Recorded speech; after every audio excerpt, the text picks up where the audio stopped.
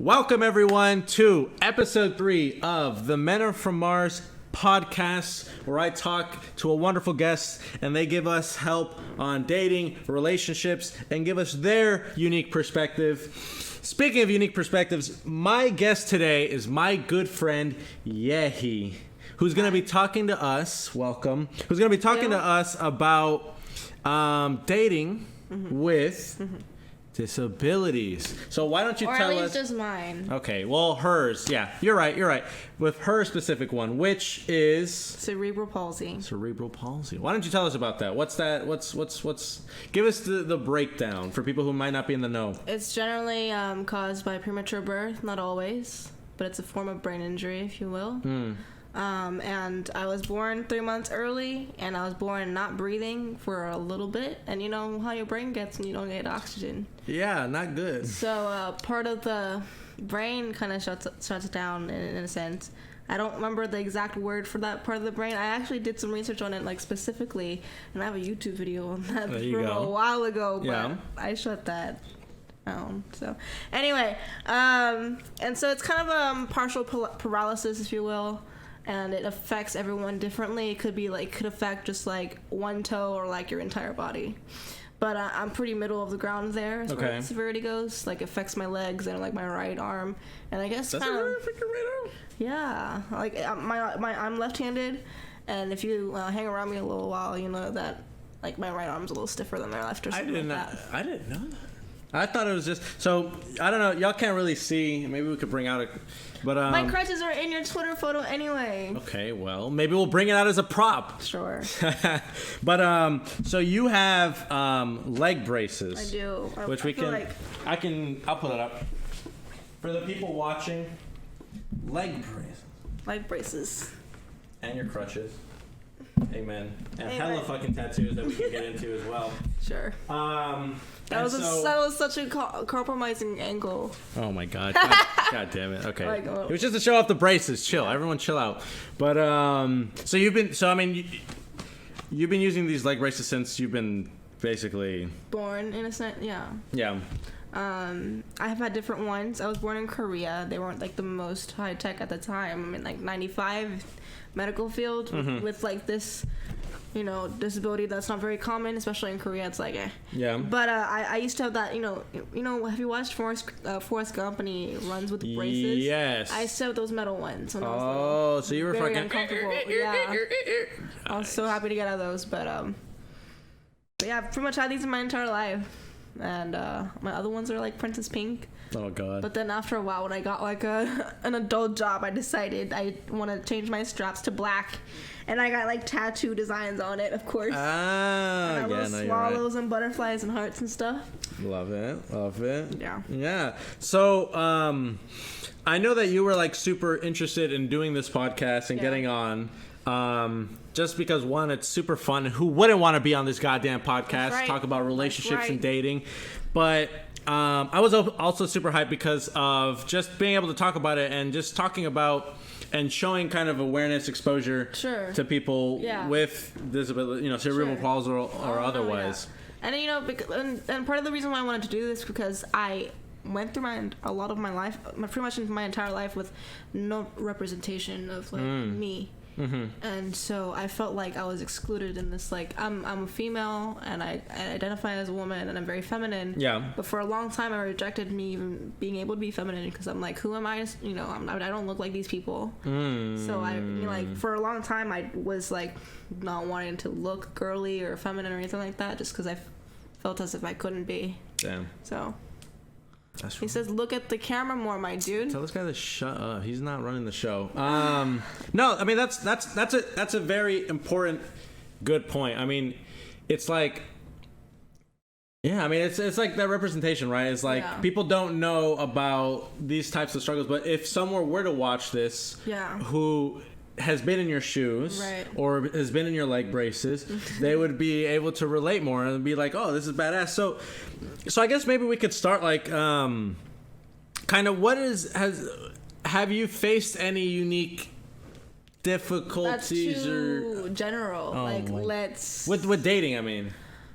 That's still too general. Okay. So this is a point. So someone's asked this once. Have the people that you've dated before in the past, were they also or not also handy capable? I've not dated anyone with a disability before yet. So I would say no. I haven't, no. But there have been times where it's like, let's say I think in like middle school I had a crush on a guy, right? And I told one of my friends. Yeah. And there happened to be another disabled kid with my same disability, which is rare, at the school. And she was like, "Oh, who do you like?" And I'm like, and she says, "Oh, is it this person?" I'm like, I mean, he's great, but I mean, like, no, I've had this crush on this guy for like more than he was here at the school. Right. You just kind of assume it's like, oh, it's the other person, the other guy, the same identity. Gotcha. Someone's asking, would she date someone with? Okay, so basically the question we're asking, with the same or one who's less handy capable. So I mean, you said you've only dated guys that don't have. Yeah, they have able-bodied. They are able-bodied. Right. Speaking of, so that was one thing. So this is something that even I struggle or faced with when I was even trying to like message you about this. Like even recently, I was like, yo, like what the fuck do people say? Like, is it, cause like, it feels weird for me to say that you have a disability because there's such a negative connotation with the word. Right. It's like, I'd rather just say it's just my fucking friend who has cerebral palsy, which I think going forward, that's probably what I'll do is just specify which one as opposed to being like, oh, she's disabled. I guess that like activates more discussion because a lot of people don't know what cerebral palsy is. Fair enough. Yeah. So what do you prefer /use/ I mean, I don't mind being co-disabled or having a disability, but I'm also confident in everything that I've done, and you know, I could tell people and show them. I mean, I'm a high school teacher. You gotta deal with it during this time, and I've been doing really well. So yeah. Awesome. Yeah, no, I guess that's an important distinction because maybe some people who have your same condition. Do we say the word condition? Condition, is a condition a word? I don't know. We're getting this all figured out. I can say, someone born with cerebral palsy, they might not be as I don't know, sensitive, sure of themselves, or like you are saying, right? Because I mean, you kind of have to go through that because of your specific career path. It's like, you're gonna deal with the most asshole of asshole people. Yeah. High schoolers. Yeah. Someone's asking now, how did you start, like with dating people? Just a question. I'm sure it's probably the same, but you know. Pretty much the same. I mean, the dating process started like in high school when someone thought I was cute and I thought they were cute. Hey. That's the normal stuff. Let's go. They were like, damn, look at those leg braces. Let's go. Man, you know, when I started getting my tattoos, it was like different from when people could see it and like yeah, I mean, I mean, Anyway, but the dating process, it's been interesting because there have been times where I'll be like on Tinder or OkCupid. It was mostly OkCupid at the time, but I didn't disclose it at my first time having the app. Okay. Disability, and I didn't have it in like my crutches in any pictures. Gotcha. And so because I at the time, you know, navigating through that, and I'm like 18 and impressionable, I don't know anything. I'm like, it would probably be better if I give them a chance to talk to me a little bit and then like disclose it. But I found out, or you know what? Let me go through that more. There have been times where I would match with people, and then like they would be like. I would tell them after like a couple or a few days of talking, like, I have a disability. And they would say, really? I don't believe you. Send me a picture. And I'm like, okay. So from there, I was like, you know what? If they doubt it, they don't like it, if they don't whatever, then they'll deal with it. But I'll disclose it right away. Gotcha. Okay, so you said, let me just filter people out immediately as opposed to waiting a couple days to then filter out those people who would actually care. I mean, it makes sense because it's like some people, I mean, I'm sure a lot of people here in the chat can relate to that because it's like, okay, it's like any other thing. It's like height, right? So if someone, like, it's like if you don't tell a girl how tall you are right away, right? Because you're self-conscious about it, Right. then all you're gonna do is find the one or you know, Yeah, right. it's a lot of people won't care to begin with, right? But the people who do will then immediately just fall off, as opposed to, I guess, if you say it right away because you don't care how tall you are, Right. then they're like, okay, you'll get all the people who don't care. I mean, yeah, I used to be a little like mad about the fact that I had to do that, but after a while I'm like, it's probably better, like less time wasted, and Right, you'll get other people who are like, who don't care about it one way or Yeah. another, and they're just like, okay, yeah, I mean, you seem like a cool person. What's up? Slide in the DMs. Hey, girl, what's good? Okay. Someone commenting, just in my opinion, why it just means she has it rougher, but not any less human than any of us. True. Fair enough. Very true. Yeah. part of that rougher thing though, I'm gonna add on that because and this goes into one of the points that you that I wrote that you mentioned, but a lot of people do assume that I have it rougher, and there's no denying that I have had things harder because of my disability, some things. But people would like come up to me, strangers, and like try to pray for me, and I'll be like trying to get groceries, or like getting lunch with a friend. Yeah. And it happened all my life. I would be at the mall with my friends getting Chick-fil-A, and some prayer group teenagers come up to me and like come around and like hold their hands. Oh. Like, please just leave me alone. They're like casting a spell around you, and look, you're like, bro, I'm just trying to eat, bro. If you're gonna do that to everybody else. You know what I mean? Like, just Gotcha. don't put me in the spotlight, literally, in a huddle group. They're pointing you out as opposed to just. And they're like, oh, we pray that God will heal her and that, whatever. And that's part of the reason why I dress like this too. Like, get away from me. I'm not struggling. And if anything, like I said, I've had some things rougher because of my disability. But if anything, it was like stuff I'd grown up with, like with my family, like anybody else, that was way rough than something that I've had like all my life and just born with it and stuff. Like, it's not really that much of a big deal to me, but then people make it a big deal. And then Gotcha. the thing that I'm like struggling the most is like pressure to get good grades in high school and like, just regular ass teenager shit. Yeah. Or like, oh, like I don't like my dad, like at the time or whatever, regular. Okay, I see what you're saying. It's like by making it a big deal, they make it a bigger deal than it really is, especially because like it's something that everyone struggles in their own way, right? So it's just like, okay, you wouldn't like point out some other random person and be like, oh, I'm gonna pray for you, and start fucking casting. And then one time, it was like a few years ago, maybe 3 years ago, a little longer, I'm not sure, 2 or 3 years, I don't know. But I was at Walmart with someone I was with, and this guy, big guy, he just comes up to me with a steak. But anyway, he says he wants to pray for me, and I'm like, you know what? You're having a good day. At this point, I'm like an adult, and I realize that like they're trying to make people feel better or whatever. Yeah. So I'm not gonna like. They have good intention. On it. Yeah. But then like he would say like, oh, thank you God for this strong like leader of a man being with this beautiful woman. I'm like. Oh, you were with someone at the time? Yeah. Oh, so like you're... And he was there, too. Like you're out there with like a boot thing or like a... Yeah. Oh, that's fucked. And then but then in reality, if I don't cook, he's like eating cereal and sandwiches. Oh yeah, you're taking care of his bitch ass. And I'm like, we're taking care of each other, but it's not like no one's like saving me. And this person came up and was like, thank God that this guy has it in his heart to deal with you. Oh, that's so fucked. And that's part of the reason like I kind of stopped going to church. I was kind of done with it. Like, I have a whole degree, I have a whole career, but you see. Right.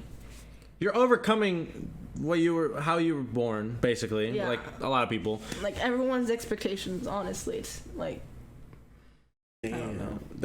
That was one thing. I mean, so like, have you ever like felt that from someone that you might have been messaging, like maybe to like get romantically invested in it, and then you kind of got like a taste or like a feeling that they were maybe doing it and kind of like try to save you or try to help you kind of way? Or did anyone come in from that angle? Yes. Yeah. I've had a drink with somebody once, and that once was it because of that. Oh. Because all I could talk about was like, oh, you're so strong. And I'm like, can we talk about anything else? Like the fucking weather at that point. Yeah, and I just and he would try to help me with everything, like getting up a curb and like grab my lower waist, and it's like yeah, I don't even help her to the door. I'm just like, all right, figure this shit out. I'll move the carpet that's moved, the rug that's really slippy. I'll let you know, like get this away from me. You know? Yeah, which I mean that's definitely something that I try to not do is.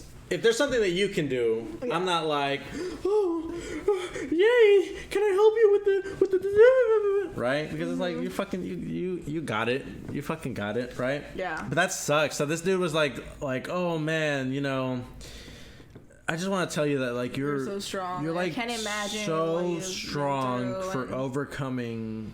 Just breathing, because like he doesn't even know who I am at that point, really. It was like a first date or like a first trying to see. And then recently, like this past Saturday, I went out with my friend who actually brought me here. Okay. And she, while I was out with her, it was like an outdoor bar. It was nice, and I looked nice. And there's this like older guy who was like 47, like later 40s. So he looked like at least. And he's like, oh, you're so beautiful. Like my friend was taking pictures of me because I asked her and I looked nice. But then during this time of COVID, some random guy comes up to me and hugs me while she's taking pictures. Yo. And I'm like, are you crazy? Holy shit. Are you insane? Just because. I'm a stranger. I don't know who you are. And then he has like the audacity to like give me his number. I'm like, I took a picture of it just in case I got sick. So I could just be like, Send me some cash. Oh, Jesus Christ. What the fuck? But what did he say anything? Or he's just like... So much. He wouldn't leave us alone. Oh. And then like later on, another really like even older guy comes up and like gives me his number. I'm like... Wait. So you got 2 numbers in one evening. From older dudes that are not even close to my age at all. Bro, listen. Make that sugar baby money, bro. No, make that sugar. I make my own money, Send him a fake PayPal. Send him my PayPal. Make that money, bro. I'll send them my feet. They won't tell the difference, bro. Oh my Let's God. go. That's crazy. That's so fucking insane, dude. He was like drunk, and he came up to me multiple times. He's like, I want to draw you. And then later on in the night, he's like, I want. Will you go to Bolivia with me? I'm like, who are you? So what I'm hearing is, it doesn't matter how you look as a girl ever. Older dudes are always gonna just be macking on you. Older dudes. Just 100% with the mac. Dudes around my age, it seems like. I don't know. But it's That's not so like silly. I mean, I also like kind of date older guys, but not like that. You know what I mean? Sure. Yeah. You don't got no 40, 50-year-old motherfucker like. Yeah. Jesus Christ. But I kind of feel like it's kind of like a let me save you complex. You know what I mean? Like right. Or what? I'm not sure. Either they're a pedophile or they think that I need to be saved because I'm like they see these. You know. This poor thing. I can do so much for her. There's no way she's gonna like say no. Damn. Which is interesting because, I mean, that's how most sugar daddies, I imagine, are. They're always like, oh, let me provide for you. It's always that, like, provider, like, angle. Yeah. It's like, oh, let me just take care of you. Something about paying you weekly or monthly just really does it for me. Right. Someone asked, so just your legs are numbless? Oh, I can feel everything. It's just that I have, like, a lot of tension. It's like or I guess would you describe it like a not to work out, like just to be normal. You know, people are like, oh, this is your cheat day. I'm like, I have every day is cheat day. I'm just trying to be functional. Jesus. Yeah. Have you ever? I mean, so I used to be in a wheelchair. So yeah. I didn't know that. I used to be in a wheelchair. Like I was in a stroller because my parents didn't know what to do until I was like 7. And then when I got to America here, like my school provided a wheelchair up until I could get like my own. Mm-hmm. And yeah, I was in a wheelchair until I don't know, like 4th grade, or 3rd grade or something. And then I was in a walker for a long time until I was like 13.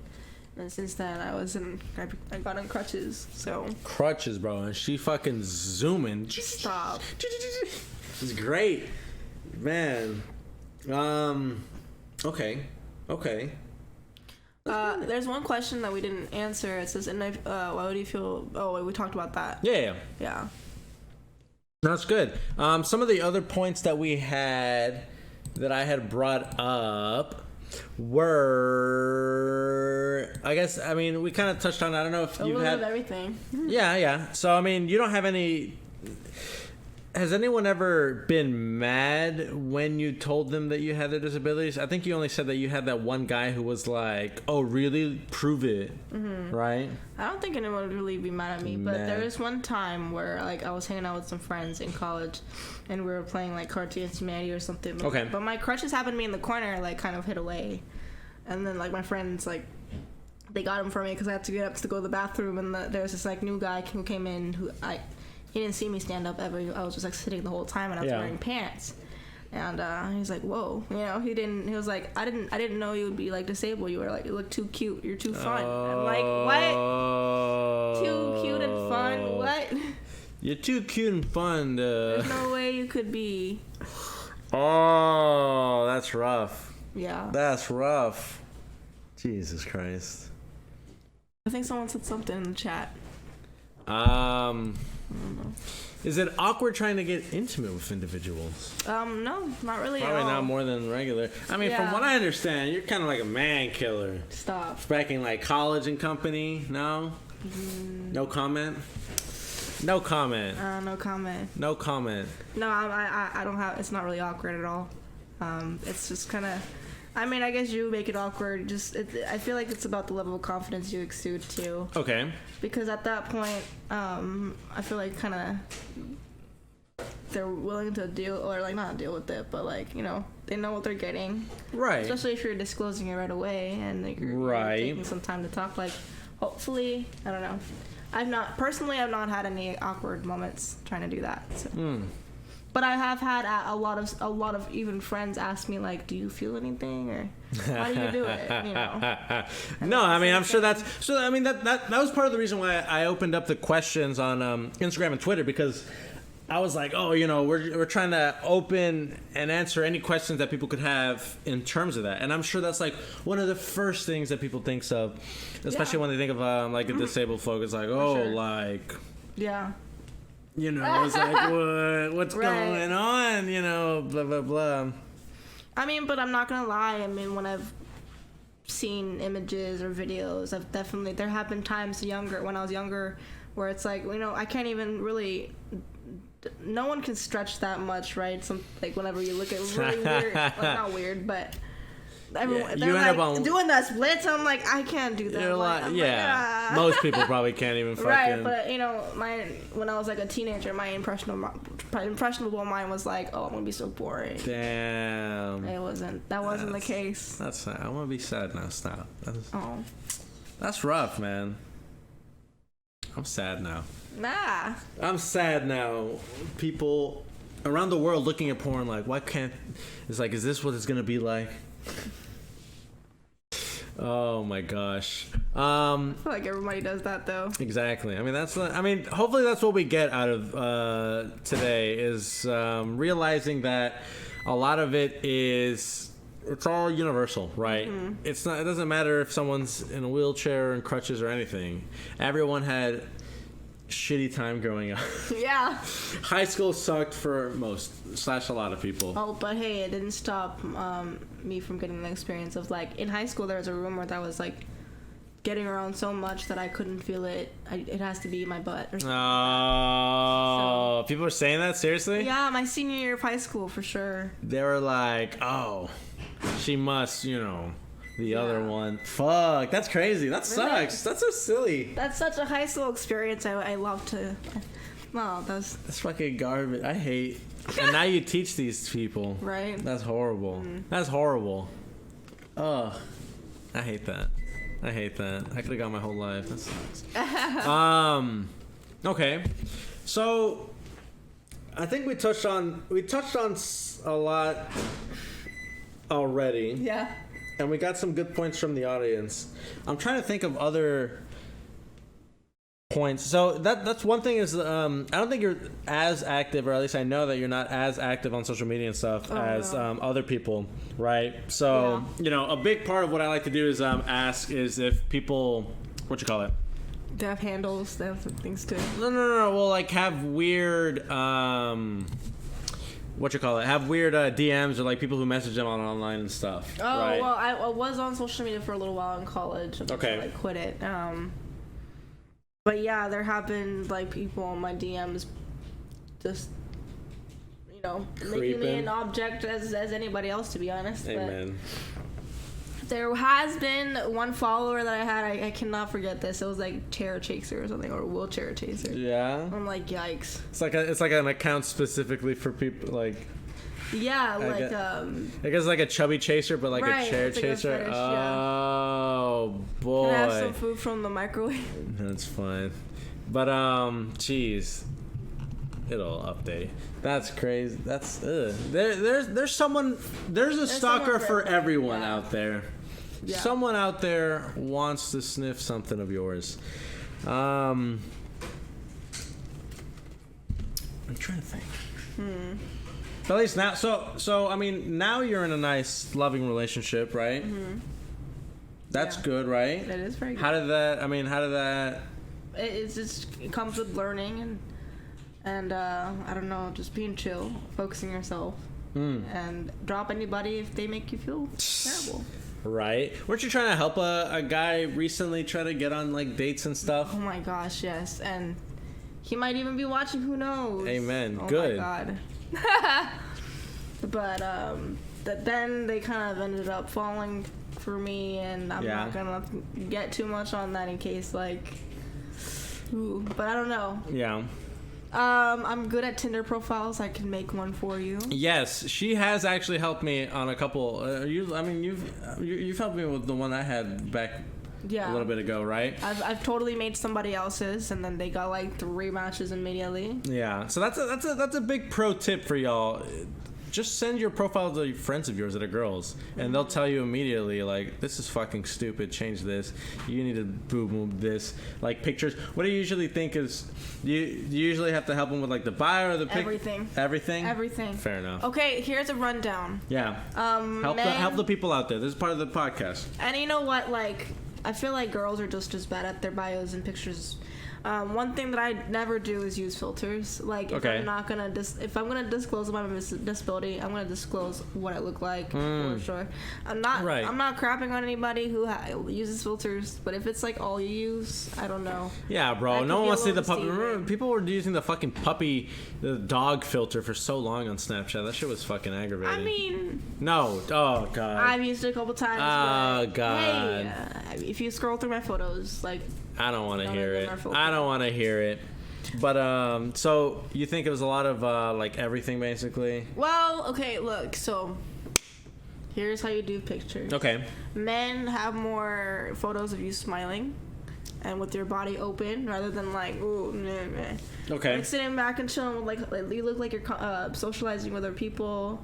Okay. You know, have photos that tell people about you, rather than like selfies. So for example, it's like I picked this one photo of his. He had like a shot of a body mirror and like some weight. The body pic, and then like his cat. Okay. And I think that tells you that you're working out indoors during quarantine. You have a cat. You take care of. Girls love cats. Okay. Girls do love cats. Yeah. But even if you do have a selfie, make sure you have something like, I don't know, some like substance that has like something you like on it. Okay. Like if you like Harry Potter, have like your Hogwarts house on it, or whatever. Or like if she loves Harry Potter, y'all. Or like or a shirt with any kind of show you watch or anything like that. Like every single picture should not be useless. Right? Okay. Right. So like. Pick photos that someone can look at and be like, I like that too. Because okay, so if you're doing like only shirtless gym pics or shirtless bathroom pics, that doesn't give someone a lot to latch onto unless they like whatever and they don't. your body. It doesn't necessarily make people want to hook up with you either. I mean, like it works a little bit maybe, but not for me personally. But okay, I'm sure it works for some people. Right, girls who are just like, I want to fuck those abs. But then, like, you know, if a girl wants to hook up, then they're more likely to do it after some conversation. Know you know what I mean? Okay, so I don't know if you know this, but I'm actually helping write a sort of like dating guide, like something that's eventually going to become like an ebook for dating and relationships, just from the lens of someone. And I'm giving a lot of input / helping writing it out and stuff. Yeah. And so there is a section that I helped write out about online profiles and stuff. And a lot of it touches on what you're saying. It's like you want well-lit, like good-looking pictures, like well-lit, like something like legit. You don't want like a shitty bathroom picture from like a flip phone that's all weird yellow light and just not flattering. But also pictures of you actively doing something that you like, right? Or like pictures of you at something, doing something, or pictures of you with people, like just having a good time doing something that you do, right? And so like that's the problem, is that you don't want to give the like mother's basement vibe of I'm like at home, like just here's a picture of my house, here's another picture of basically my house and a different angle. So that's something that I touched on a lot. And then as far as bios go, one of the things that I had said was trying to include some like personality in the bio, as well as just kind of like what you said, like things that people could potentially build on. Right, so like saying, I go to this university, I'm a cat dad or a dog dad, or I'm a whatever, something that like you do, so that people have something to latch onto, right? So on the profile that I made, like part of the bio, I think it's really interesting to know people's like bloodlines. So if you have like a mix of something, then put all those flags and those country names in there. Okay, yeah. Like you would say that you're Dominican Republic. Right. You're Dominican. Yeah. And that's interesting. Or you can say that, you can catch me in the... we can 1v1 at the court as a first date. That tells you... Yeah. That tells people that you're a basketball player, but also gives them like a date date idea. Yeah. You're basically giving them... Yeah. You're doing all the legwork, and all you have to do is find someone who's like, you know what? I'll show you up at the court. Right. Swipe. Yeah. That's awesome. That's good. No, that's and that's kind of like the way that to approach it is like give them something, and that's kind of like the whole reasoning and thing is like if you're not actually out there doing stuff or you don't like a lot of things, it's like you don't have a lot for someone else to relate with, right? So you gotta get out the house. I think, and there's a lot of pictures that like guys have with kids to make them look like, I'm good with kids. Yeah. But I think it'd be more worthwhile than rather than them having a picture of them just like with their niece, maybe like I don't know, do something with them. Have a picture of you playing soccer with them, or like a museum or something. Yeah, or like reading to them. I saw this one. The one reason why I swiped on somebody one time was that like I saw a picture of them on the floor with their daughter. She was like having a panic attack or something. Oh. Yeah. Scary. Or like or I saw this one profile where it's like this guy was like stitching a kid's finger up, and he's like crying, but he's like being really careful. Oh. Like.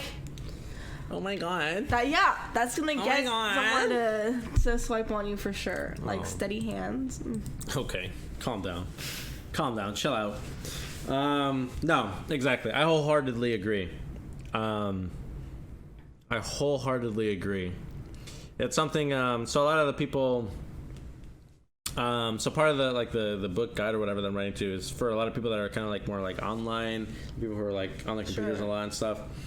And so it's like one of the major points that I tell them is like you gotta get outside, you gotta like do stuff, try to get more involved. And if not, then get an education.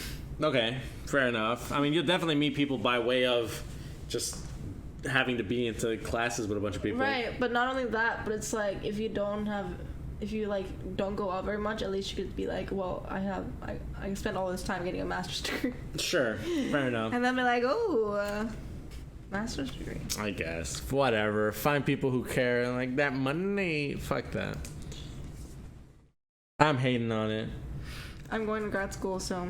Nerd. Man, nah, college was like whatever. So we both went to the University of Houston. Yes, sir. Go Cougs or whatever. Go Cougs. It's all right. Whatever. It was nice. It was good, yeah. I commuted. It was a shit show. I was actually living on campus. I was an RA. Yeah. Oh yeah, no, I remember you were. How was that like? That was so much fun. Dealing with those punk ass kids. I mean, like that really helped me. I've worked with kids like all my life. Yeah. Or like mentored them, or worked over them, or something, whatever. And so I don't know. It really enhanced my college experience for sure. I felt like I was part of something, and that I could affect. Like I could have a circle of influence and impact, you know? And just to be able to talk to them and help them throughout their year. It's like I'm here for you. Really fulfilling. Yeah.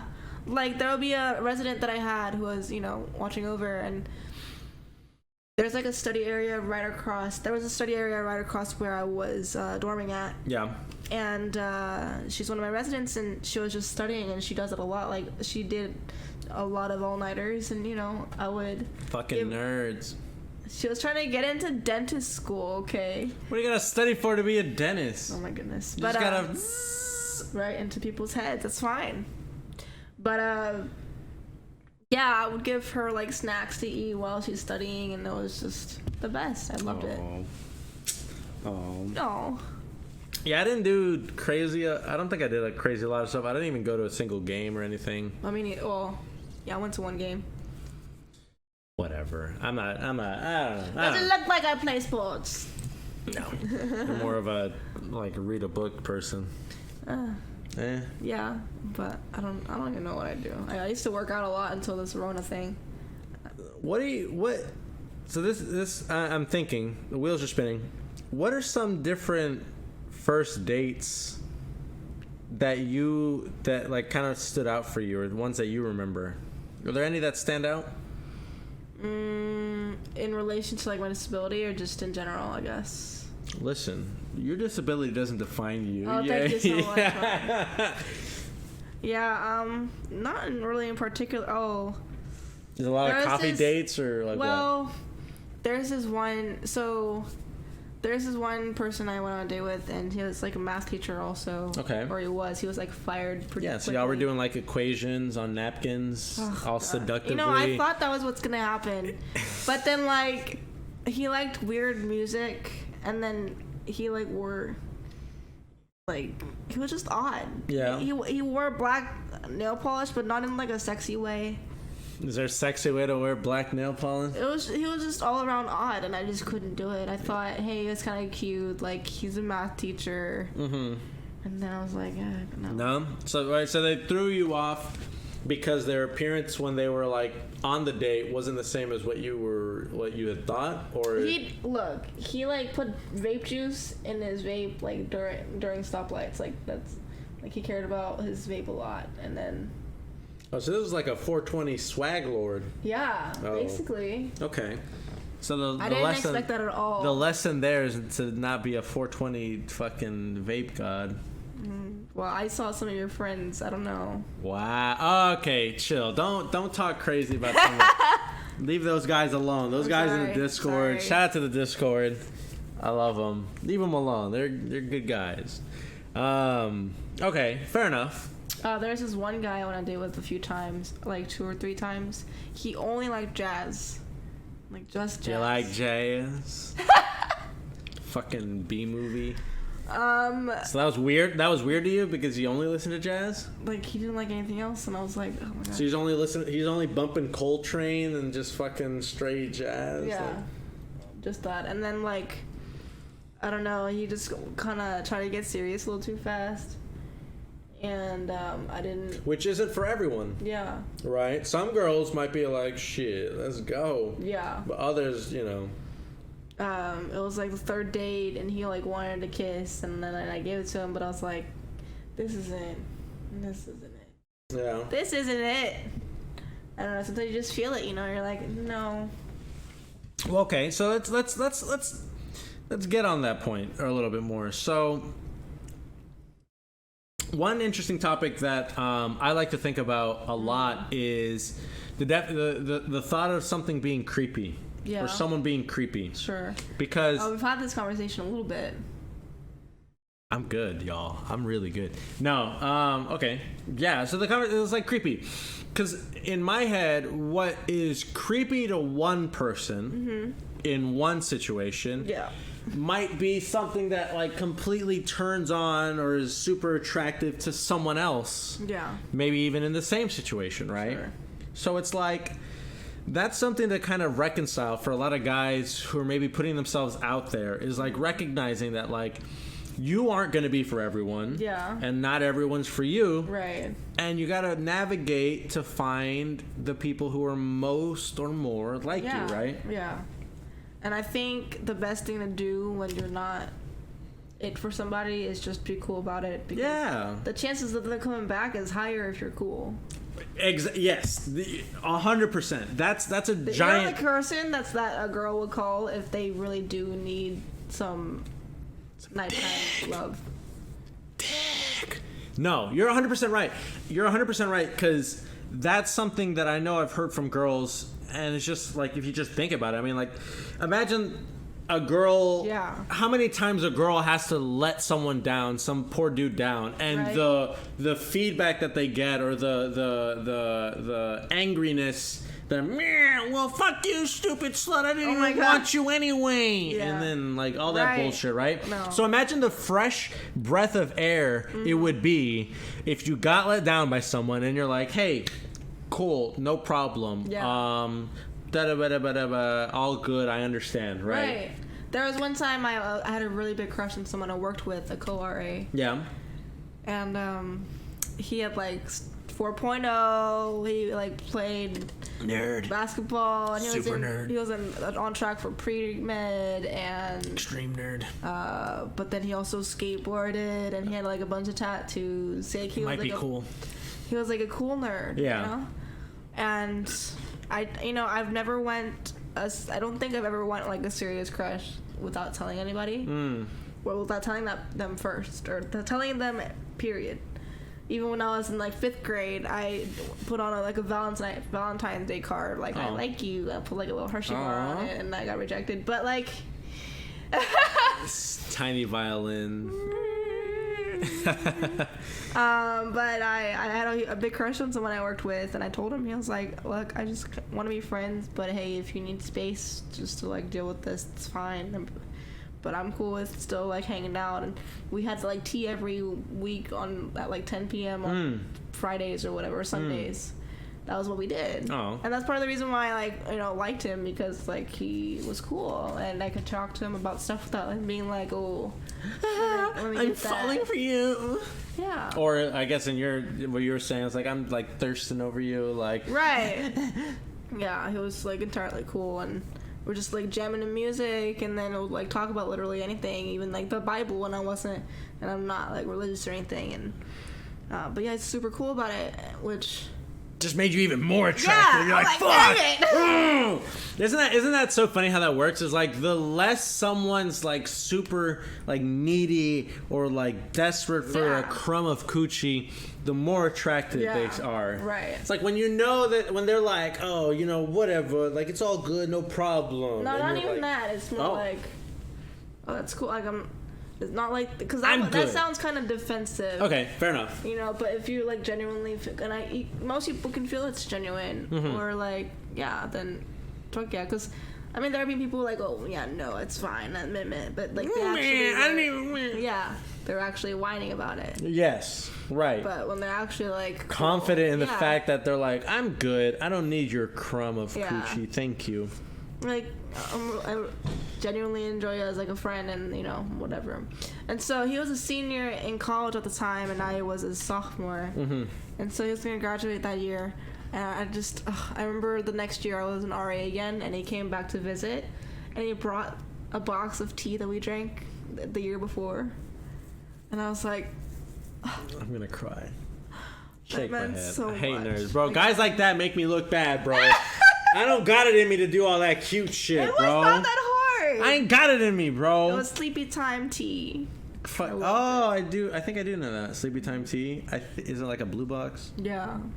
Or it's yellow. It's yellow. Man. Guys like that make me look like shit. You know who else make me look like shit? There's a friend of mine in here, JX Era. He makes me look like shit. He's all thoughtful and thinks about what his girlfriend likes and gives her gifts that she would appreciate.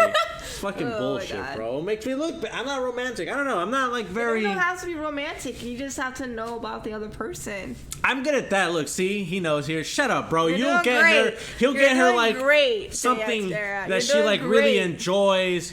Just treat her like I like, you know? What?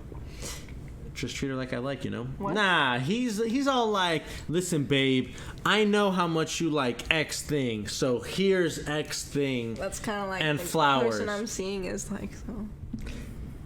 I'm figuring it out. I don't know. I feel like I was really bad at it before, like being really romantic. I feel like I was never really like, and then I think I like doubled. I think I'm really like that personally as a person. That's redundant, but I feel like also people learn from it. Like the other person won't learn from that. Like usually, like the how you give affection is how you want to receive it. So, or oftentimes, not usually. Yeah. I don't know, man. I think I'm getting better at it. I think I would double down on like not being that type of way, and I'm just like, man. Well, but, like, it's like you get really good at noticing patterns. Like for example, if someone you like, you know, has an affinity towards a certain flavor, you're gonna notice there's like a repeated word. Sweet or teriyaki or buttery or whatever. When she whispers teriyaki in your ear. No, you know, but you'll notice in their house I know like what you're teriyaki sauce or teriyaki something. No. I know what you're saying. And so like to that point, like I do pay attention and I have good decent memory at realizing things that they like or have said or do. And that's how I try to make up for not being romantic by like, you know how easy it is to seem thoughtful if you actually remember what someone mentions or what they like. Oh my gosh, I'm the type to like remember your friends' names you said it once. Or like your mom's birthday if you said it once. You know, like I'm just good at like associations in terms of memory. And so, you know, people, once you do stuff like that, I feel like people tend to notice and do it back. I would like relationships are all about reciprocating. Okay. And like noticing things, you know. That's so deep. Oh. No, I see what you're saying. The reciprocation is a big part because that's like the major gripe people have when they're like really butthurt and stuff. It's like, oh, I really like this person and they didn't feel the same way about me. Blah blah blah, right? Like that sucks. And I think it's really and kind of inconsiderate if you don't notice their how they reciprocate or how they're giving you affection. Because especially if they're doing it often, they probably enjoy it in some way, and they if they're doing something that they like over and over again because it's something they enjoy or something they want to share with you. Or like, you know, if I show up here with like your favorite snack all the time, it's like, oh, like notice about something about me and. Gotcha. That's how gifting works too, you know? Right, yeah. No, I feel you. No, I get it. And I think something I like to say a lot is that the bar is really low in a lot of cases. It is, especially with Tinder and stuff. I think the bar is like batshit low. I think showing the littlest amount of like thoughtfulness or really what I'm saying, when I say thoughtful, I just mean like remembering or like caring to remember something that someone mentioned or being at least having something else going on or something that you really enjoy outside of something else. Like having drive or it's like really important. And I don't know, it's a lot of that is lost, it seems like. I mean, it's very easy to just fall into a hole of just talking about the same things, like The Office. And then imagine just talking about The Office every time we hang out. I shit on The Office on this podcast a lot. I think something that's really very impactful also in a relationship is like pushing your other person to do better and like be better. Okay. Rather than like letting them be comfortable all the time. I think there's like some kind of gratification that might come towards being that person. Because like some people think, oh, like we can just be comfortable after I'm in a relationship. I'm a lockdown. Whatever. I know exactly what you're talking about. Comfortable. I know exactly what you're talking about. People who don't necessarily build themselves up, but kind of get stagnant or complacent, and then they just kind of bring each other almost down, but really they're just not going up. And sometimes, a lot of the times, I guess, goes down. I think one of the best things is like if I can be productive while being with you, like that just brings it a whole nother level. Rather than like, oh, you're playing video games and I'm whatever, like all the time, and we just do the same stuff. And you know, it could all be a good time. Sure, it's like going out to eat and you go to places, cook together, whatever. That's nice, but like also be there whenever I have to study or do grades or, you know. And then if you're like kind of off the wagon, kind of like be there to be a little push. I think it's really gratifying to have that. Okay. Like mutually. Someone who helps or encourages the part of you that wants to do better or strive for more.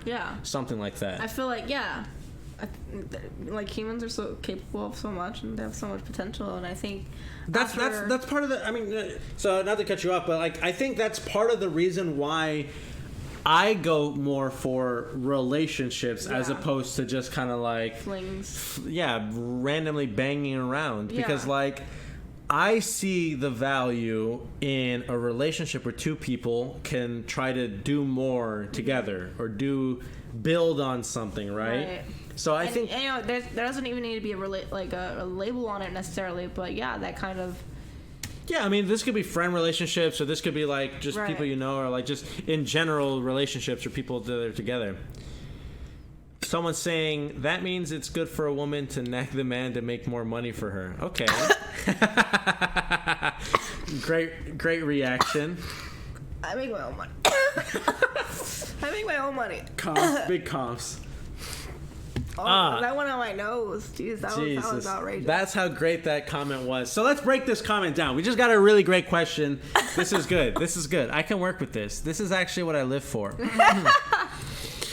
So when we say and talk about two people trying to build each other up and working to make each other better, to do more for each other, etc., what one specific person says is, that gives the woman a reason to tell the man to make more money for her. That's not the point of that. I hope not. I mean, like. Well, we're going to take whatever they said and we're going to interpret it in this way to build on it. So I don't know. That makes no sense to me. You coughed up a lot because you. I pride myself in the fact that I am salary and I can afford my own stuff. Yeah. I don't let people buy stuff for me unless like you're really not letting me, like if I'm dating you and like you're really not letting me take out my card and stuff, like whatever. But I'll still try to, you know, be. Yeah, I mean you're working. You work hard. Yeah. You work fucking crazy. Like I'll let you know that I am thoughtful and I'll bring something to that table because of in a different way, right? Yeah. But like I'm not saying that because like nothing is more unattractive, I feel like, than like unmotivated people in general. Okay, we could touch on that. We'll shelf that for a sec, but that's something I agree with. But that's an important point. But yeah, it seems like this person seems to think that women often nag or often take the more dependent the role, taking role. Yes. Yeah. Then the right. Giving. Which is not to say maybe some people are like that, but to think that most or all women are like that, especially when I think women are more in college. Isn't like the statistic that there are more women in college than men? Or something like that. I don't know about that. I don't know. I'm not sure. I'm just saying I never saw it. I feel like there are more women degree goers. I'm not saying you're wrong. I just don't know. Fair enough. We'll look up the stats. We'll look up the stats. However, we need whoever that guy for Joe Rogan is. Oh God, yeah, Jamie, look it up. Yeah, no, I know what you're saying. But yeah, no. So no, we're not saying that it's good for a man or woman to nag their other to make more money. Yeah. However, there is correlation with being more doing stuff and potentially, I guess, maybe earning more. I don't potentially. know. I've been in a relationship for a long time where it's like I got comfortable and I didn't go as hard in like my career and like my grades in college because of this relationship. Because I knew I'd be fine or whatever, blah blah blah. Like I'm focused on the relationship and trying to make it good and all this stuff. I put that a lot first, and then I crash and burn, you know. And so it's like I think the best thing to do is just, and I know this is like cliche and I don't want to sound like it's virtual signaling, but honestly, like just work on yourself and make sure to put your like self first, I guess, you know. And I feel like it's so easy for a lot of people to lose themselves in a relationship, or to another person. And it's really, really important not to, because like when I got out of this relationship, like I didn't have any friends at the time. Like I lost my friends to relationship or whatever. Like I was just spending way too much time with them, too much energy. Even though you weren't like, it almost like it sounds like you weren't necessarily like an individual. It sounded like you were more kind of like that codependent. Yeah, like you're this one entity that's two people, as opposed to you are you who does your things. And you're in a relationship with this person. Right. And I think for a long time up until that was over, like I thought about relationships that way. Like I want the picket fence, I want the kids, and and nothing wrong with having kids, but it's like I just wanted that kind of like fantasy, and I realized it wasn't necessarily like something that needed to happen. And so I just focused on myself since then, and then it all just came to me like a really good person, and and people say this where it's like it's whenever you are not looking for anything that something comes, you know? And I'm like, and I think that's entirely true. Yeah, no, I mean, it makes sense. It kind of goes up to what we were saying earlier, how someone who isn't begging for a crumb of coochie is more likely or not to be more attractive than someone who's like super desperate or super needs it. And you know what? And when I say attractive, it could be like a physically attractive person could still be this way 100%. Yeah. In fact, I see so many people like that. That's something people don't realize. People are always like, oh, if they're attractive and have abs, then it's just going to get ladies. No. It's like, no, they're going to attract people who are only interested in the superficial. Yeah. The like, oh, I just want to bang a dude who has abs. Right. As opposed to the type of person who's like, okay, well, what do you bring to the table? Right. And that's so crazy. That just reminds me of like all the MTV dating shows. That was just like based on abs and stuff. Hey, man. Man, I like loved those shows. I watched them like too young. MTV shows and stuff? That probably ruined me a little bit. Hey, man. But yeah, it's like when you focus on your career and like bettering yourself, you'll find someone who also value those for you. And so they'll know like, oh, the time you give for them, it's not a waste of time. It's like actually really valuable. Like, thank you very much, you know? Rather than, oh yeah, you sit around all the time and you give this all this time to me. I mean, like, that's great, but it doesn't seem as valuable. And I don't know if anyone likes hearing that necessarily. Right. Some it's people like, oh, you buy into this like capitalistic society, and you want them to like work till they die. I'm like, no, worked hard enough to like make it, I guess, you know. I'm not necessarily saying like, oh, you gotta make all this money. Yeah, you don't have to lose yourself in work to be someone who's personal, valuable. Passions. Yeah, and there's something I had kind of touched on in the thing I'm helping write. Yeah. But you can show that you're passionate.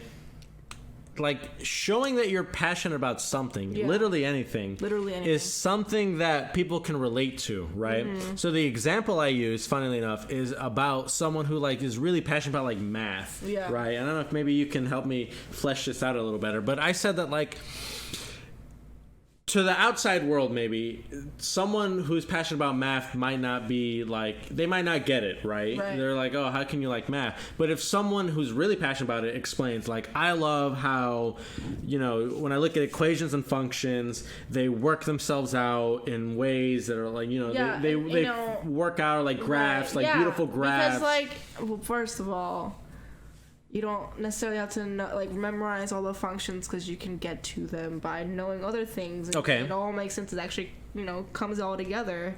This equation goes with this graph, and then goes with this, and it's all beautiful. So I get it. Anyway, that was it. You get it, right? I get it. Right. So like you can imagine how someone could be passionate about that and like, describe it in that way. Where I don't have to understand anything about math, but I can understand how passionate you are about something in the way that which you're describing it. Yeah. There's no one more attractive than someone with passion, for sure. Like, if someone's a good teacher, you bet that I'm like, oh my goodness, all up on it.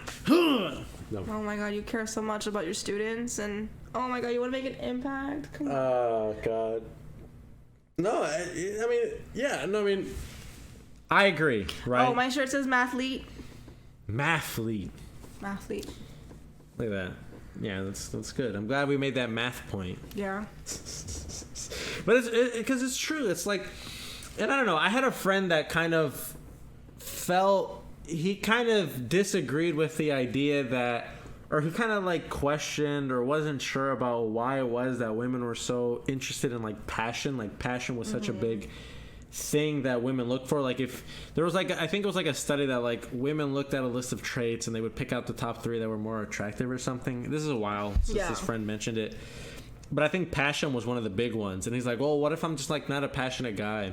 And I'm starting to think that maybe it's not so much, maybe it's more about passion in a way of being emotionally charged, or like taking something like abstract, something that you'd like, an activity or something, and then being so like emotionally attached to it as well. Something. I don't know. There's a lot to it. There's a lot to unpack there that I'm not a psychologist. I mean, it signals commitment. Don't worry, we're armchairing it. It signals commitment. It signals that, you know, you're that person, the other person's not going to be the only thing that's in their lives. You know? Yes. And that they're not going to crumble apart if you leave them. Not that they will. But it's like there's a lot of pressure when it feels like that you're everything to somebody. Yeah, this is something that I think about a lot. So I read a lot of different kind of books and stuff, but one of them I read was basically saying that like, as a person, if you're in a relationship, you shouldn't necessarily make that relationship or that person like the object of your life, like the thing that you're like 100% focused on progressing / doing, right?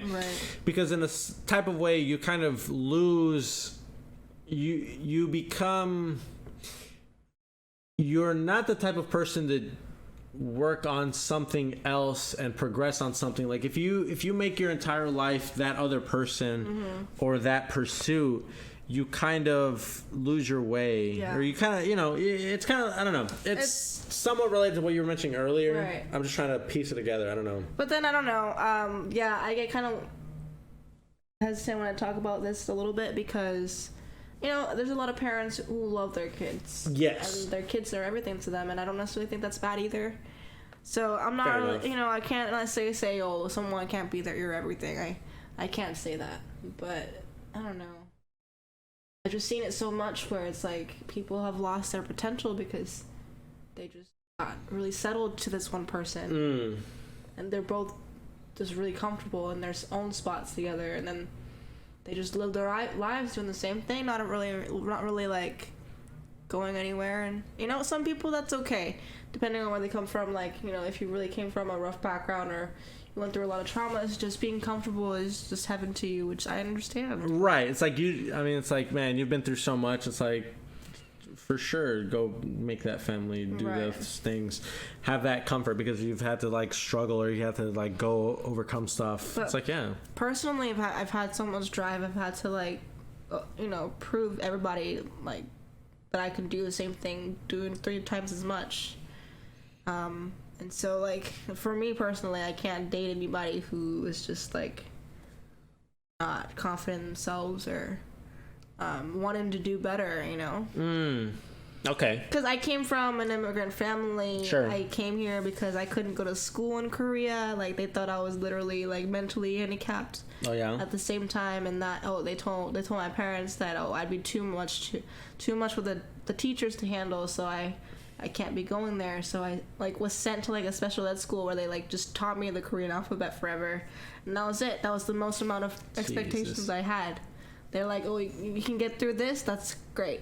Jeez. They're like, here, if you can do the bare minimum, kind of, basically. I wasn't expected to be this teacher. I wasn't expected to do well. They didn't want me to do well.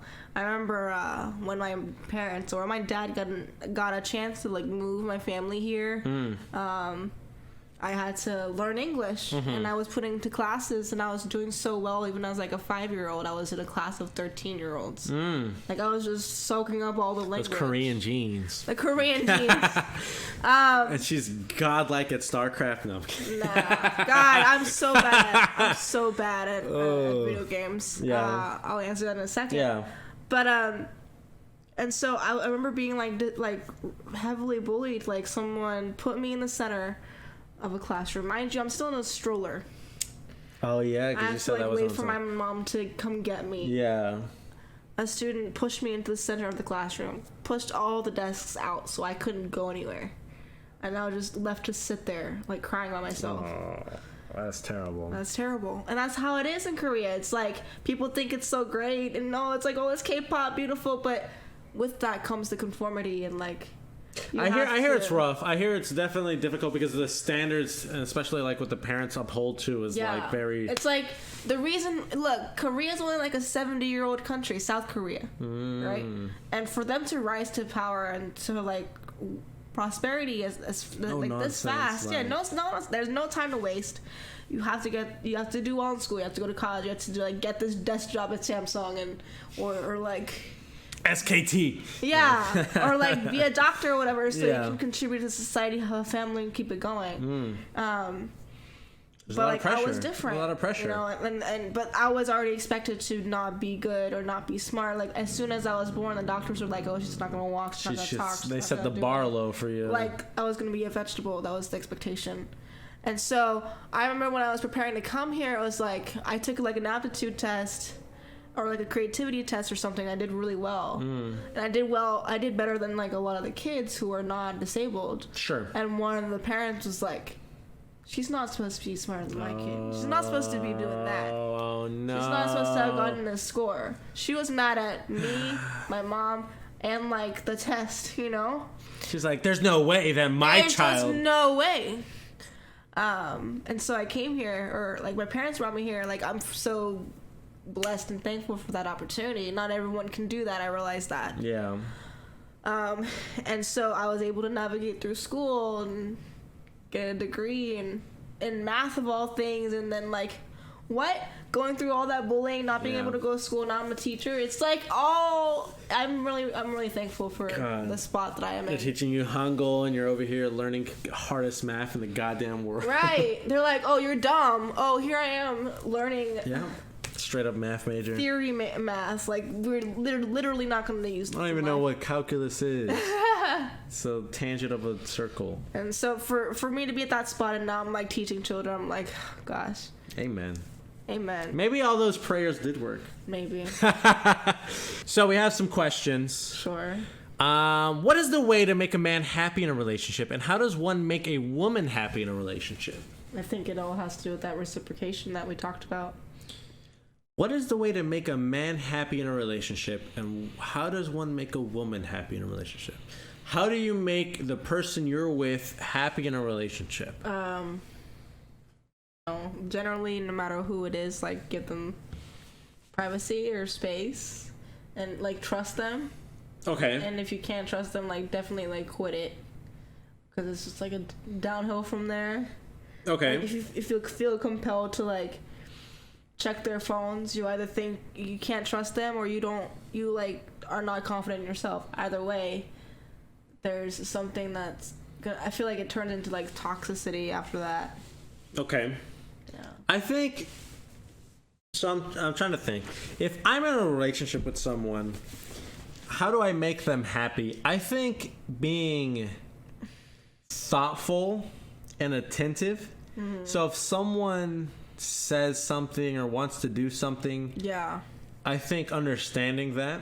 I also think to the point of reciprocation, I like to say a lot, kind of jokingly, I'm like, relationships are about like sacrifice, right? Yeah. So like there's something that you might want to do that I might not want to do or don't understand or am not into, but I realize the significance and how important it is for you, and so I'll go out of my way to do it. So like, for example, I mean, there are a lot of examples in the relationship that I've had, but like I think that's like a big thing, is realizing that you're gonna do some things that you're doing just because you know the other person likes it. Right. The understanding is that they'll do the same thing when the time comes for you. Yeah. And that if it's something that you really enjoy and want to do, that they'll see that and enjoy and like want you to be happy doing something, right?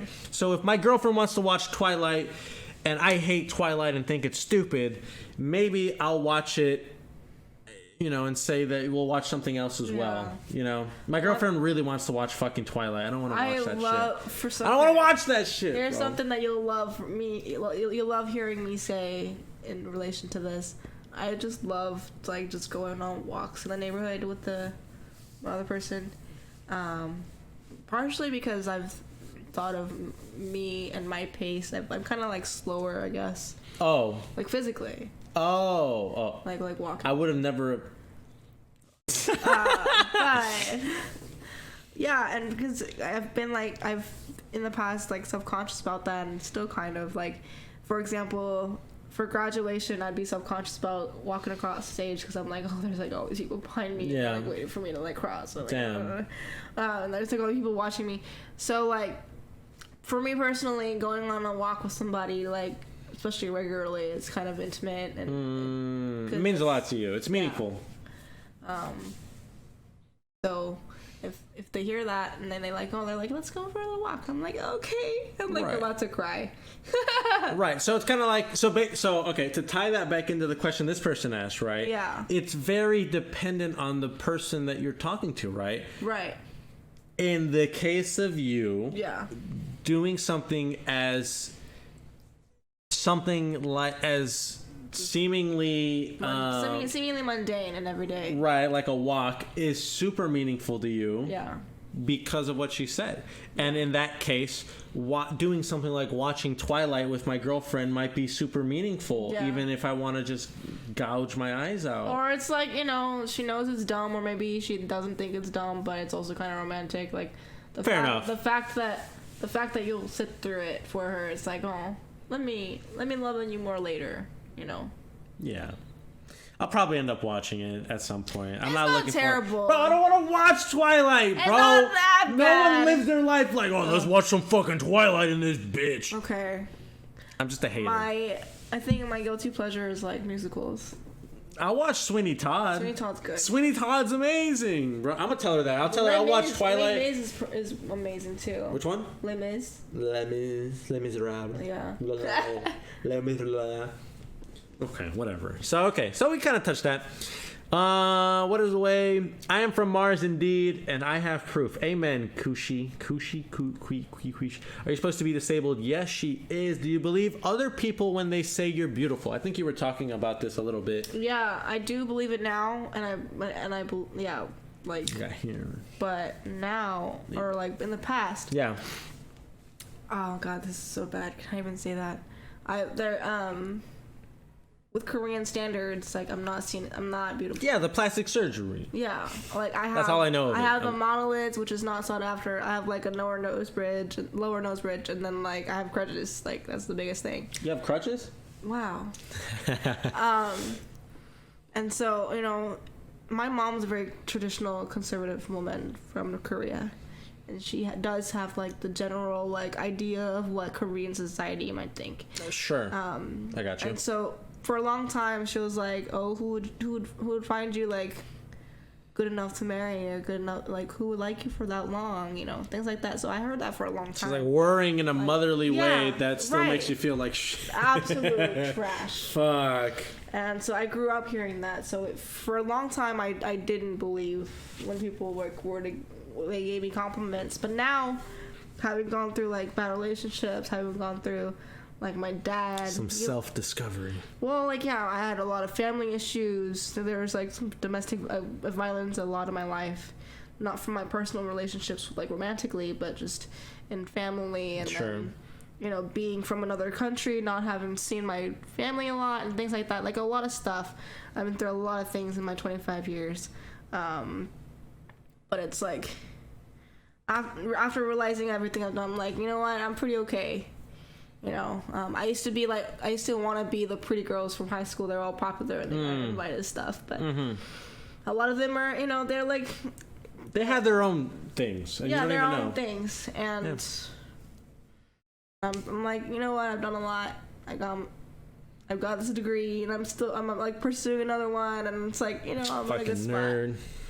Like, so, you're doing great. Thank you. No, it's I see what you're saying. It's like you have to overcome a lot of that kind of like self, like defeating, or that like belief that maybe you weren't some type of way, you could never be some type of way or whatever, and then realizing, look, I am where I'm at, right, and that's pretty damn good, yeah, for someone like me, right? I mean, yeah, for sure. And even just like who are not like me, I'm not gonna lie when I tell you that, you know, I see some jealousy with like people who are able-bodied because they've not got a degree, or they've not gotten far in their career, or like I might make more money than them, and they're like, wait, if she's doing that, then like what am I doing, kind of stuff. Gotcha. I've experienced that kind of interaction, and it's never hostile, but you know, you could still kind of feel that, like, not hostility, but like that kind of resentment, because they kind of feel it on themselves. Especially within like the Korean community too. It's like,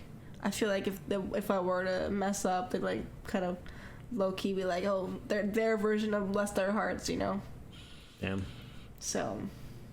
That's rough. That is rough, but I gotta keep going. Gotta get that master's. I gotta get that master's. This person's asking, you would watch Twilight? Look, I care for my girlfriend enough to get over the fact that I don't want to watch Twilight. So I'm, will at some point probably watch Twilight. Good on you, man. You're a good guy. You know, it's the sacrifices, you know, for the things that matter. Right. This person also asking, do you ever look at people and visualize how they'll look 10, 20, 30, 40 years from now? Ever see someone's soul or who they really are, not just who they are at this time? Yeah, for sure. I mean, yeah, I guess I don't really think about what they'll look like. Right. But in the future. But especially with my kids, it's like my students, the part of your job is to be nice to them and try to teach them more than the content that you're teaching them. And you hope that their soul is better because of what you've done or said or whatever, you know. The impact that you'll make on them. They become better human beings. Right. Like the trajectory that they have because of having met you. Is somewhat more positive than otherwise. Yeah.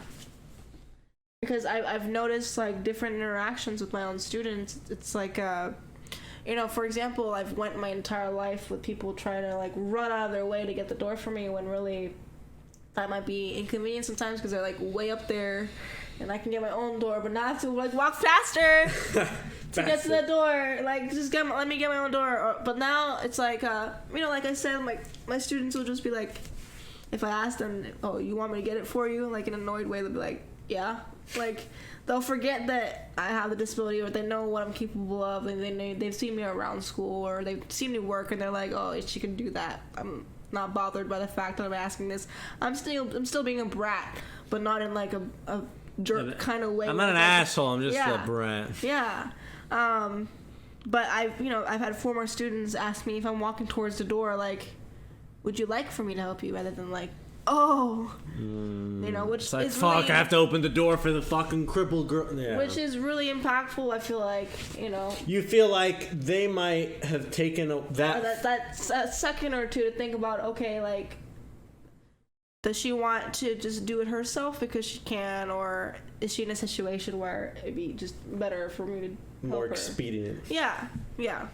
That's really impactful, because you never know, like, to this person's point, 20, 30, 40 years down the line, she might meet someone in the same boat as you and be like, oh, let me take that extra step to be a little bit more thoughtful of this person. Right. to say it. Rather than to assume a lot of stuff and, you know, go on a date with, God forbid, go on a date with someone who's disabled and just talk about how strong they are the entire time. See what I'm saying? Pretty like, strong. Pretty strong. It all comes together now, you know, like that one guy I talked about earlier. Yeah. So. Damn. Well, and you know what? To tie it all together, that's the whole gosh darn reason that we're having this conversation today. Because we want to show how for the last 30 to 40 minutes, we didn't even bring up your disability. We're just talking about the goddamn human aspect, for the most part, of what it's like to fucking exist and date and relationships. And how it's all applicable besides the fact. Yeah. That's what it's about. But it's like, you know, I have a whole story behind me other than my disability. Right. Like, oh yeah, I came from a different country and I didn't know the language and I like learned it really fast and I got a whole like degree. Like there's a whole thing. Because like when I was in college, people would just tell me, oh, you're so inspirational. And it's not even just college, it's just like anywhere. Just for me walking across like the courtyard or whatever. It's like, wow, so like, brave. Oh, you're so brave for so existing. Brave. So brave for breathing and peeing and eating. And she does pee. Yeah. And so, I don't know. Like, oh, you think I'm an inspiration? Like, the class that I'm on the way to right now, I haven't been to in 2 weeks, but like the professor's attractive, so that's like my motive. I don't know if that's super inspiring. And I'm sure a lot of people can relate to that, crutches or not. Okay. The same person's asking now, do you feel like you have a lot of low self-esteem guys giving you attention, thinking you're low-hanging fruit? What's low-hanging fruit? A woman or person who would be more easy to be in a relationship with because it's easier. I think that's part of me talking about earlier, like that way older guy giving me a number where I was like I was hanging out with a friend who was like super attractive. Sure. I was almost like, are you sure? Like but you know, I mean, yeah, there's gotta be some. Yeah, you're not. You wouldn't be surprised if, and it's kind of like we were talking about, like that damsel in distress, or that like, oh, I'll be your provider, I'll help you. Right, but I don't feel like I have low self-esteem anymore. I can't say that for my entire life. What do you think were some of the steps you took to become more confident in yourself, or what were points or moments that you think helped with that? So there was a point in my life where I was a substitute teacher trying to be a full-time teacher, and this can be applied to any other job. Okay. And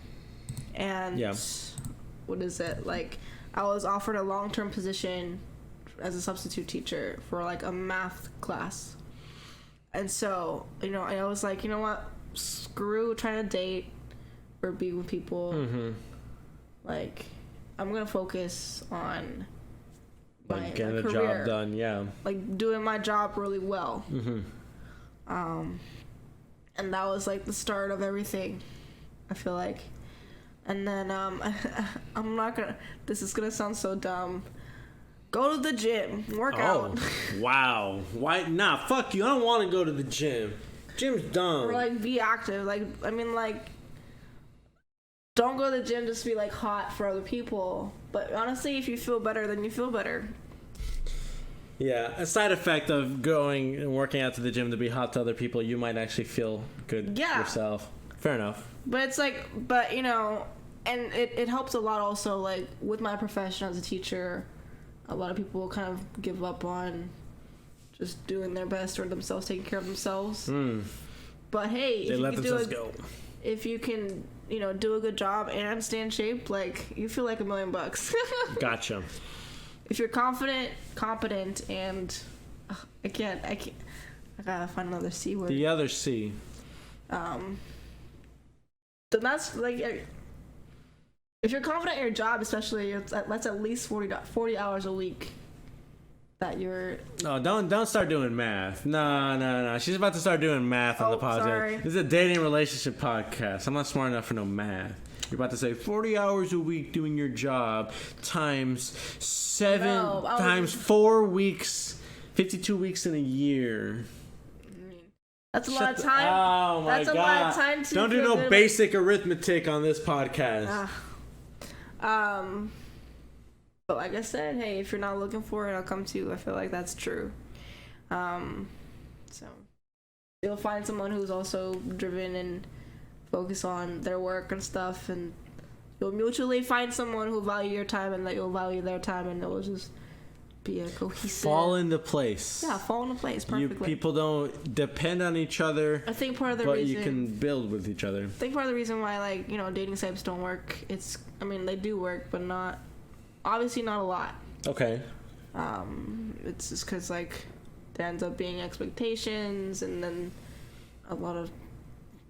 Maybe they get off on the wrong foot because they're on a certain app. Yeah. Fair enough. I love it. Is there anything? This is it. This is your moment. I'm going to give you the camera. Is there anything you want to leave people watching, able-bodied, disabled, otherwise, people in general, the overarching, the overall theme message that you want to give them? This is your time right here. Anything. I don't know. If you want to leave anybody with anything. This is in my email signature, and I full-heartedly believe it, because half of that quote's on my body even. But I don't know. I always say, make your mark, be a legend, do good, die great. So, like, making your mark doesn't necessarily have to be like a child, but just work your way up to kind of be someone important in whatever field you're in, and then make that impact. You know, do good in your life, and then you'll die a legacy without having to necessarily have a child or anything like that. Which, I mean, he or she or they could be your legacy too. But that's also kind of hard, because that's dependent on, like, the well-being of other people rather than just yourself. Okay. So yeah, that's how I live my life. Like, I try to make the best impact. Like, anyone I meet, I make sure, or I try to leave them better than they came to me, you know? So if you do good, then you're gonna die a great person. Like, I'll be in the books somewhere in someone's mind. Good way to be or live, and attract the right people too. Yeah. I love it. I think with that, we will close out the third episode. I want to thank you so much for coming on. I wasn't too quiet. You were fucking great. Did it you were up? Great.